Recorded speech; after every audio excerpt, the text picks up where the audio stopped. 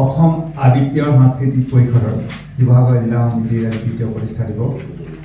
আবৃত্তি আৰু সাংস্কৃতিক পৰিষদৰ প্ৰতিষ্ঠাকালৰ পৰা জড়িত সতীৰ্থ ব্যক্তিসকলক জ্যেষ্ঠ ব্যক্তিসকলক মই শুভেচ্ছা জনাইছোঁ।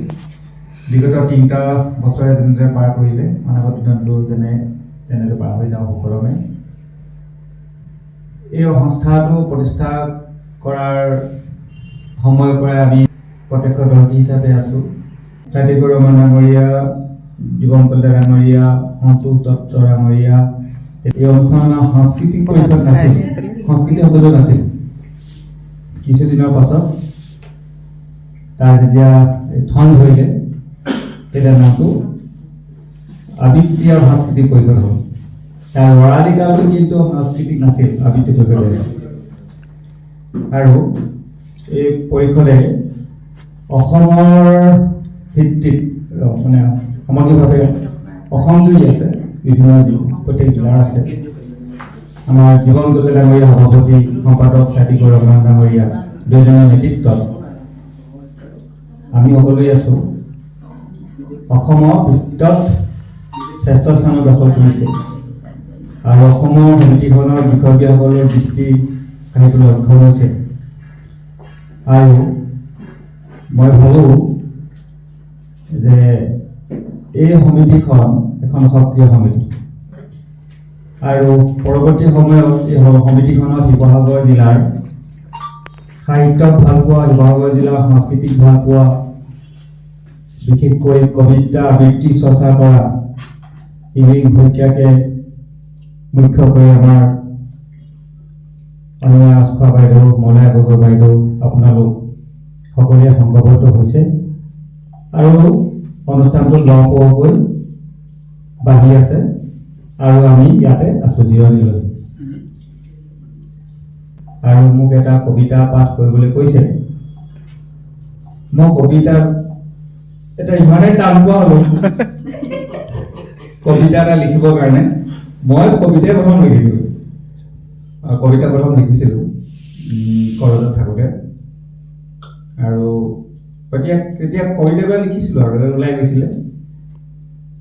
তাৰপিছত এটা কবিতা লিখিব নোৱাৰা হ'লোঁ। কবিতাৰ পৰা লাহেকৈ অলপ জিৰণি লৈ বাকী সাংবাদিকতাৰ ক্ষেত্ৰখনত অহাৰ লগে লগে প্ৰবন্ধ, নিবন্ধ, বিশেষকৈ বাতৰিবিলাক লিখি থাকিব পাৰোঁ। কবিতাটো আটাইতকৈ টান। মই নিজেই কবিতা লিখি মই অনুভৱ কৰিছোঁ কবিতাটো লিখাটো একেবাৰে টান। আৰু কাৰণ ইয়াত কম শব্দত বুজাব লাগে, কম বাক্যত কথাখিনি লিখিব লাগে আৰু খুব শুৱনি হ'ব লাগে। কবিতাটো শব্দটো বুলি কথা নাই, কবিতাটো পঢ়ি পঢ়ি আমাৰ নিচিনা মানুহে বুজি পাব লাগে। খুব সহজ শব্দ, খুব আমি বুজিব পৰাকৈ এই কবিতাবিলাক কোনোবা সমালোচকৰ কাৰণে লিখাৰ নিচিনা হয়। যে মোৰ কবিতাটো লিখিছোঁ, মোৰ প্ৰতিষ্ঠা হ'ব লাগে আৰু সেই কবিতাটো পাঠকে বুজি পাওক নপাওক পিছৰ কথা।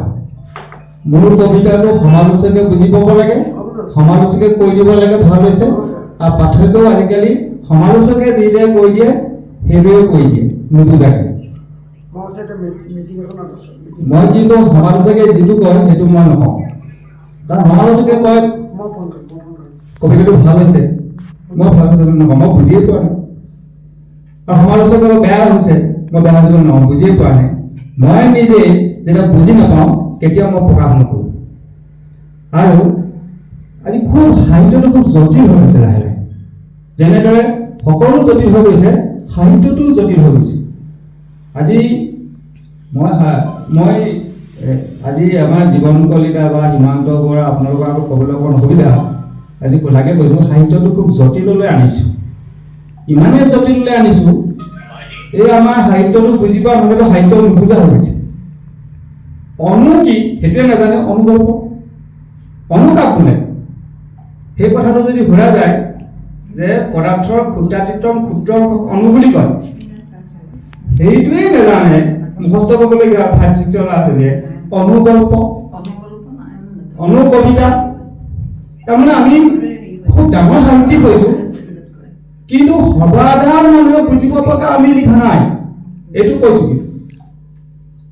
সেইটো মই ক'ব বিচাৰিছোঁ আমি মানে যেনেদৰে আমি ডিগ্ৰীধাৰী হৈছোঁ ডিগ্ৰী লৈ যিখিনি জ্ঞান অৰ্জন কৰিলোঁ সেইখিনি যদি আমি ছাত্ৰ ছাত্ৰীক দিব নোৱাৰোঁ তেনেকুৱা ডিগ্ৰী অৰ্থ নাই ঠিক টান টান কবিতা লিখি ভাল ভাল পুৰস্কাৰ পায় পাব পাৰে কিন্তু ৰাইজে বুজি নাপায় তেনেকুৱা কবিতাও অৰ্থ নাই তেনেকুৱা পুৰস্কাৰ অৰ্থ নাই সেইকাৰণে মই সাহিত্যিক নহয় সদায় সাহিত্যিক নহয় বুলিয়ে কওঁ ভৱিষ্যতেও নহওঁ এইবুলিয়ে কৈছোঁ যিসকল লেখক লেখিকা সাহিত্যিক কবি আছে সকলোকে আহ্বান জনাওঁ আপোনালোকে লেখাবিলাক খুব সহজ কৰিব সৰ্বসাধাৰণ মানুহে বুজি পোৱাকৈ কবিতা লিখিব বুজি পোৱাকৈ গল্প লিখিব তেতিয়াহে সমাজখন উন্নতি হ'ব অন্যথা পুথিভঁৰাল হ'ব সংখ্যা হিচাপে কিতাপ ওলাব কিন্তু মূল্যবোধৰ ক্ষেত্ৰত সাহিত্যৰ যিটো মূল্যবোধৰ ক্ষেত্ৰত কোনো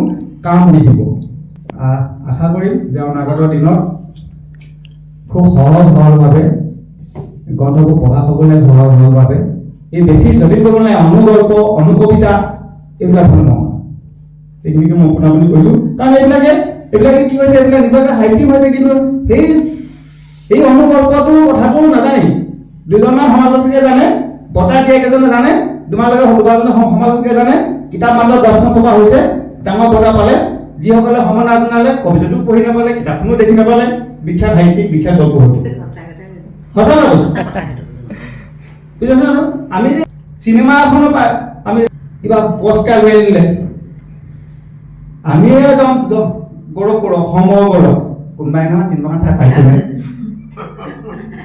নাই পোৱা আজি অসমৰ আমিয়ে লিখোঁ আমাৰ এতিয়া অসমৰ বিখ্যাত যিবিলাক এতিয়া শেহতীয়াকৈ চলচ্চিত্ৰত ছবি আপুনি ক'ত দেখিব নাপায় মোবাইলটো দেখিব নাপায় গাঁৱতো দেখিব নাপায় থিয়েটাৰত দেখিব নাপায় পেপাৰত ল'ব আমুক বঁটা কঢ়িয়াই আনিছে দেখিবলৈ নাপালে বঁটাটো পালে কিন্তু এনেকুৱা হয় 10খন কিতাপ এনেকুৱা লেখক আছে একদম ভাল কিতাপ 10খন ছপা কৰিছে 10খনৰ হিচাপত 10খনৰ 10জন জাজক দিব আৰু